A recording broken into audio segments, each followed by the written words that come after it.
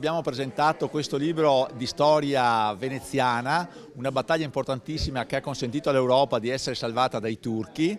E noi sopperiamo a carenze evidenti e del tutto ingiustificabili della scuola italiana, che non insegna queste cose a scuola. Speriamo che con l'autonomia si ponga fine a questo deprecabile errore, perché di errore si tratta, e che tutti i ragazzi del Veneto, ma anche d'Italia, possano conoscere questa storia, perché sono fatti assolutamente importanti, molto più importanti di altri che vengono invece insegnati, e che danno il giusto valore, la giusta misura di quello che è stata la Serenissima nella storia dell'Italia e dell'Europa. Signa è un ramo di una ricerca che stavo eseguendo un paio di anni fa.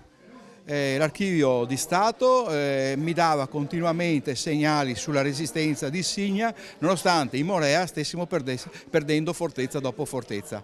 Al che da qui la mia curiosità: che cos'è Signa? Dov'è Signa? Perché Signa resiste? E l'Archivio di Stato mi ha dato le risposte. Dopo di questo ho contattato il Museo regionale di Signa e mi sono arrivati alcuni documenti importantissimi, tutti datati inizio dell'Ottocento. Signa rappresenta intanto la difesa cristiana, la difesa veneta della Dalmazia, l'unità tra i veneti e i dalmati. Ricordo sempre cosa dicevano i nostri avi, anzi quello che dicevano i dalmati, di lingua illirica: due popoli, una sola bandiera.